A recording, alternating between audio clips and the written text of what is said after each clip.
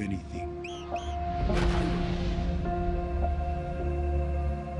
I am the wrong person to have discovered this. If you don't speak for them, who will?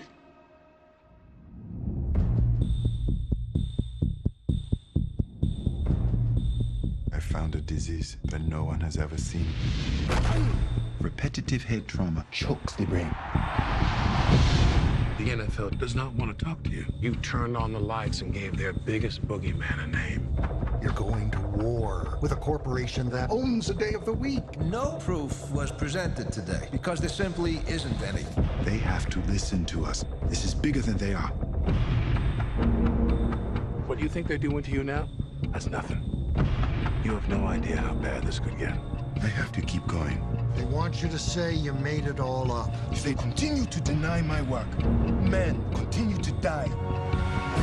And I came back the next year so proud, signed up, paid my $25. And football gave me a sense of purpose. It gave me a sense of meaning. There's not a whole bunch of options in America for a black man. But sports, it gives you that opportunity. People don't discriminate. People don't care what your religion is. It's a matter of who is the best. So where would my life be without football? I don't know. And I'd hate to think about it. But what football has done for my family, I mean, what it's done for my mom. My mom had 7 kids before she was 25. Almost everyone in her life told her she was a loser and she wasn't going to be successful.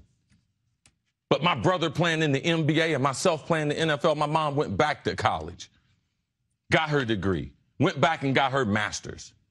My sisters, the things they have been able to do. Myself, I have been around the world, calculated 4 times with no college degree and no formal education. So for me, the CTE thing is real.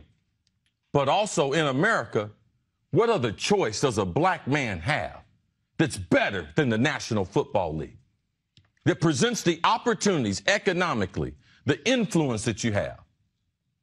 So for me, I still encourage young people. The game is safer now than it's ever been. Are there some drawbacks to the game that are not pretty? Yes. But what is your recourse? Like, what do you do if you have athletic ability? You just decide not to play football, just going to play basketball, just going to play baseball? So for me, I'm conflicted. It's a game that I love, and given the information that I have, I hope the rest of my life works out well. But I'm willing to suffer the consequences because what it's done for me. So it's alarming. A guy 27. I knew Aaron Hernandez. Let's talk about football and CTE. I guess the report came out that out of the 110 players who were dead, whose brains were examined, that, you know, it's real. But then we obviously already know that. I mean, having multiple hits to the head, isn't that obvious that that's dangerous?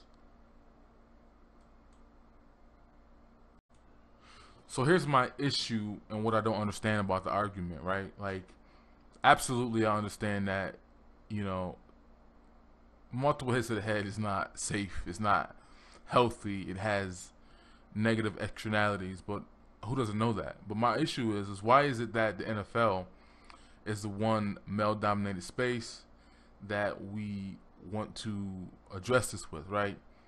Because most male-dominated occupations with physical labor, even some mental spaces, they have an externality date. They have an expiration date. Every job has a life expectancy, right? And it does things to the bodies. Firemen, most of them go deaf by the time they retire from being a fireman, right? Most garbage men, their backs are done by the time they retire doing that. Bricklayers and people who do cement work. Police officers have a high domestic abuse rate. They have a high suicide rate.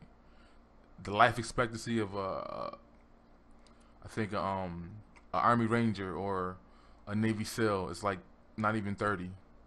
So if we know that all these jobs and occupations, everything that men do has a negative effect, why is the NFL the one example we want to make? And especially when the NFL is the only one of these occupations where people risk their bodies, their minds, their time with their family, their futures, is they're the only ones who actually get paid enough to deal with whatever they got to deal with. I just don't understand that. It's the same argument when it comes to, like, because Chris Carter also mentioned this in his interview, but cold jobs, right? I look at how my great-grandfather, he came from the South like most black men, came up north to New York and to work in Bethlehem still. Now, I did the video about Lackawanna Blues, which is the town I grew up in, and it points out some of what was going on with integration and how black communities were thriving. But we had all those businesses and bars and restaurants, things of that nature, all up and down the city, and it's nothing like that now, obviously. But that factory was part of the reason why that was allowed to happen, because, you know, black people were allowed to work. My great-grandfather, he owned 3 houses on the same street. Like, he owned his house, which my grandmother bought from him. My other 2 great aunts, one owned a bar restaurant that they had opened throughout the years, and then my other aunt who had the house behind her. So my grandfather made sure all 3 of his biological daughters had a house at least. But I'm saying those opportunities helped them, and they were allowed to they were part of that boom where, you know, in the 70s when Ford and all of them were hiring and things of that nature, GM, all them places, they were able to eat off of that too. But I'm saying the fact my grandfather ended up dying in his 70s from throat cancer, though. He had it my whole entire life. He had the little thing on his throat, and he had the hole, and he had to talk to that. He died when I was 6, but the whole time I've ever known him, he had it. But he risked his body in order to provide for his children and his grandchildren, and I'm his great-grandchild, and we all benefit off of the sacrifices he made. So again, I'm confused at this. The NFL, and I'm gonna do a different video about the boycotts and all that, but it's like the NFL is the one institution that has made more black millionaires than any of them. Like the NBA, only 400 are in the league at a time. They don't come close to how many NFL players become millionaires or whatever. Yeah, their money's more guaranteed. They have the system's a little bit better for the players and all that. But in essence, the NFL as an institution in its entirety has created more black millionaires. I mean, can we say another institution that has done so? How many black millionaires have come from Princeton or Yale or Harvard or whatever? I don't know the numbers, but I'm saying, and I say that a couple months ago, I think Yvette Cornell had did a video about Kaepernick, but instead of just saying, she wanted to use the video to talk about how she doesn't subscribe to football and she doesn't want black men to play. I remember before her and Boyce broke up, they were talking about that too, and how they don't want kids to play, and they would never let their kids play it, and all this other stuff. And I'm like, whatever. It's not really that deep. Like, and it's funny too when men tell you what the sport did for them and how it helped them behavior-wise and discipline-wise, which you'll hear Chris Carter. You said, if you watch the full video of him talking, they dismiss all that, right? Even when you watch the Grapevine video and they were talking about pledging and stuff like that, which I would never do. But Carl and I don't know his name, but the light-skinned brother, they both were talking about how much it helped them in their character, and it tore them down and built them up on some, you know, masculinity shit, right? But all the women, Ashley and Donovan Moistass, are like, no, I wouldn't let my kids do that, and they couldn't comprehend the camaraderie and the manhood and the bonding that they gathered from that. And a lot of men gather that same thing from football too, and women and moist-ass dudes don't comprehend that. Even Mouse, who said he never pledged or whatever, but he said he was in the military and he got that from there, so he could at least understand what was being said by Carl and the other dude. But there's a lot of people who just being able to stop from sitting at home all day, boys who not, you know, big as hell, but they just sitting at home all day, not working out, not doing nothing, and then they fall in a sport that can help them move around, lose weight, and again, become more social. I will say the one thing I can understand the argument against the NFL specifically is because kids play, but there are ways that you can fix that and change so that little kids at a certain age, yeah, they shouldn't be smashing each other and knocking each other head-to-head contact. If that's what you want to deal with, do that. But that's the corny thing about that is when liberal politicians come in, on one hand they'll say, well, boys shouldn't play football and this and that, but then if that doesn't work, the next minute they're trying to force teams to make girls play on the same team as boys. I'm like, wait a minute, you don't want boys to play, but you couldn't get that shut down, so now you want to fight and support, legislation to force girls to be able to play with boys, and it's just corny. But my whole view look at this is like, yeah, CTE is real, but it's a choice, right? If you get hit constantly like that, it's gonna be a problem. Just like if you do 20 years in the military, you're gonna have some problems. Just like if you're a CO in a prison, you're gonna have some psychological problems dealing in that environment. They have the same type of Stockholm syndrome or messed up mentalness that the prisoners have. The people who work there end up having issues. So why is the NFL the one spot we choose to focus on and say, oh, this is horrible? Like, that was the way you veteran framed it, is this is hurting black men and black relationships and all this other stuff. And I'm like, well, so do so many other jobs. The brother who worked at Uber, he committed suicide because he was stressed out being the only black dude in that space. How many white billionaire bankers have jumped off buildings and killed themselves because of the stress? I'm saying, like, this is what men do. Like, all of our occupations, everything that we do, they have negative trade-offs, and we understand that. And most men, like you heard Chris Carter say, I wouldn't trade it in for the world. I wouldn't do it over. What it did for my mom, what it did for my brother. You know what I mean? Like, a whole bunch of families are eating off of the sacrifices they make with their bodies. And to say you want this to be shut down or you want it to be removed or whatever, it's like, I don't know. Does the NFL have obligations because of this is true? Absolutely. Just like when a company is putting some bullshit in the air, they have responsibility to take care of the people who live in that community and the people that work there. I do agree with that wholeheartedly. But for example, I live in New York and we have a note, like the tree huggers said we don't want fracking here. I'm thinking, like, God damn, like, that's a lot of jobs that, well-paying jobs that men don't have in this state when we have issues with that. And we have issues with, just like California, New York, with all the regulations and all the taxations, companies don't want to come here, right? You see right now Amazon is shopping around for their headquarters. They've tried, I think they were in the Bronx a couple weeks looking. Before that, they were here looking. And the problem is like the taxations and stuff. People don't want to come here. Just bring businesses. But what we do is and this happens a lot in a lot of liberal run spaces, they'll lower the tax rate for a company that ain't even an American company. Like the one fracking company, they make the pipes for it, they're from Canada. They come here, they get a deal for like 10 years tax free. They make these promises of how many people they're going to hire. Sometimes they do, sometimes they don't. The number always gets lower by the time it's time to hire. Then because we don't frack here, they have to ship the parts to PA, which is like an hour and a half away, where they can frack, and there's a whole booming economy there. But it would be more efficient for them to keep the factory here because it's like Canada is literally 2 minutes away over the Peace Bridge. And but that's what we do here. We do that, and to my mindset, I'm like, well, I look at it like, well, black men have always had to struggle or sacrifice their bodies and minds to provide for their family. So it's like I look at things in that way, and I also look at it like, because you got the pro-blacks, you got Yvette Cornell and them saying black men shouldn't be in the NFL and it should be a community thing and we shouldn't want to do that. And you got the pro-blacks saying black men shouldn't be police officers and stuff like that. And I'm like, well, do you have a job that can offer $16 to $25 an hour with benefits? And they can retire after 20 years, and when they get their pension, they make only like $300 less a month than they were making when they were working. Can you offer that? If you can't offer that, you're really just talking. Same thing goes for the sister on the street. You go in there talking about, my sister, you shouldn't be on the pole, you shouldn't be doing this, you shouldn't be that. I'm like, can you pay her $200 a week to do what she's doing? If you can't, again, you're just talking. You can't say black people shouldn't do this occupation, shouldn't do that occupation without having anything to offer them in return. That's just stupid to me. But again, I just don't get it.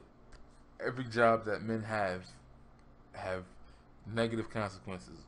The phrase going postal, post office people, they have mental issues. People who work in the toll booths, because they don't get talked to all day, they have mental issues. All these people, all occupations, have a price to pay. Football is not the only one, but it's like, why is it that the one that we choose to say focus on? And again, when they're the one who one can argue, you know, it's worth it. It's not saying it's worth it, but they're getting the money that they're getting compensated enough to at least be in a position to deal with what they're doing. And it's like too, because like boxing, we know that's obvious, but we don't hear much of that about boxing. It's dying down. It's not as popular anymore. But I mean, come on. MMA is probably gonna have the same situations in the future. It's nothing different. It still hits and blows to the head.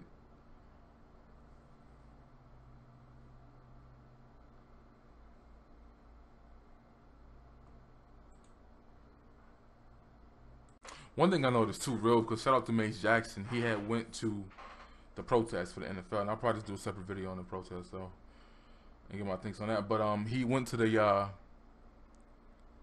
protest at the Bears game in Chicago with a lot of people and stuff like that. And he said he was there, and he was protesting for one thing, but you know, there's people there protesting like everything else, like the NFL is racist and you know, blah blah blah, or the NFL's misogynist because of whatever happened with the domestic thing, how Roger Goodell handled that. You had people talking. Then he said some white person grabbed the mic talking about, and the NFL's homophobic. Why aren't there any openly gay NFL players? So it's like you go on a march and protest for one thing, and you in there with a bunch of people who got other ulterior motives and things, and you just trying to get one thing done. They trying to shut the whole system down. It's like, well, your mindset was, well, am I really trying to protest to shut down the one institution that has created more black millionaires than any other sport? Like, that's not why I was there. But that's what I was saying though. It's like every job has its trade-offs. It has its effects on the body.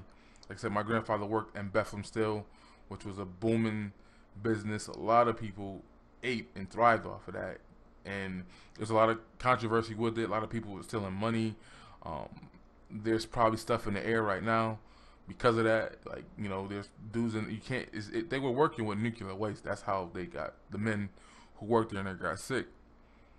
But it's like, I don't think these men would have traded, you know, or not have done it. I mean, if they could have helped it, but when you're coming from the South with nothing and coming up north to work, and you were able to. Because that's what dudes would do, right? They would work 6 months and then take 6 months off and go back down south. And that's how they would do it. Like a lot of black men did that. So it was like the fact that they did that kind of illustrates that they knew that it was something wrong with what they were working with, even back then in the early 60s and whatnot, and 70s or whatever. Because they were giving you 6 months off where you were like, I think you made so much money that it didn't hurt that you were off 6 months of the year. But they knew a lot of these men, because they needed workers, would come from the South or whatever. But again, he ended up getting throat cancer and dying from that. A lot of people, you know, my one uncle, he did 2 terms in Nam. That man was nuts. That's just the way it is. The CTE is real. CTE is a choice. This is just what men do. And I'm trying to understand why is the NFL the one institution we're choosing to pay attention to when so many more people are affected by it. More men are affected by being in the military. More men are affected by being CEOs in prisons, my bad. More postal workers. All those jobs have effect on a greater number of people, and they're not even getting paid a lot for what they're dealing with. NFL players, they're getting paid, and like I said, when you look at a lot of these athletes who put shit in their bodies to perform better, if you look on YouTube, you had 3 bodybuilders die in the last couple months. The one black dude did a backflip, broke his neck though, but the other 2 had questionable situations with drugs. The other one allegedly choked on some food, but he had asthma, and it was clear he was obviously on the juice. But you got people like Mark Bell, who is honest and telling you like, yo, I want to be in the best peak shape of my life. I've used steroids my whole career. And he's like, well, I'm older. I don't have the testosterone level, so I'm going through the doctor, doing it the right way. But a lot of people are putting shit in their bodies to make themselves perform better and whatnot. And again, that has a effect on them. Some of these guys who are using steroids be having the roid rage and all that other stuff, and they beat Chris Benoit and their whole family. Like, hell, not only that, look at wrestling. How many wrestlers that we grew up watching as kids are all dead? Like that's crazy. Like, they're dead. Like, I don't even think you can compare the NFL to wrestling, which is fake, and all those guys are dead, just putting on a show, entertainment. But they were making millions of dollars, and I'm sure all of them would not trade it in, and they understood the sacrifices they were making. Now, with all the information out, there are players that are walking away. There are even college players that say, this is too much. I want my body in the future. One thing that I don't know if I mentioned it earlier, but that's one of the arguments is we don't need no more football players. It's only a limited people who are going to make that anyway, so it's not like that's that deep. Like, this is a small fraction of black men who even get the opportunity to do this. So, like, that argument of, well, we shouldn't focus on celebrities being NFL players or musicians, like, that number of them that are so small, it ain't got nothing to do to why the other people can't focus on engineering and being doctors and lawyers. And the reality is, most of these entertainers and most of these athletes who make all this money, their kids are going to have the opportunity to be the doctors and the lawyers and the engineers because their parents have the resources and made those sacrifices. I don't understand why people want to act like that like that's real. Most men just deal with this shit. Yvette Cornell likes to say in her speeches, "That's black life." Well, this is black life, and maybe I should listen to men and hear what they're saying. Most of these dudes put shit in their bodies. Look, like, bodybuilding is crazy right now. Like, this is getting more and more popular. I'm in my gym. I've had white dudes come up to me talking about, man, I can't do it no more, and it's just the toll on my body, the losing weight, the gaining weight, getting prepped for shows. The shit I was taking is it's all cool until when you're 35 or something and you got these great ball-sized cancer balls in your body because of the shit you were using. What the hell was that?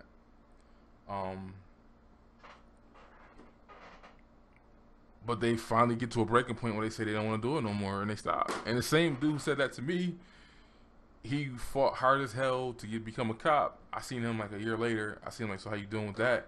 He don't want to be a cop no more. Now he's trying to switch from being a cop to being a firefighter because he's saying he can't deal with the stress of that.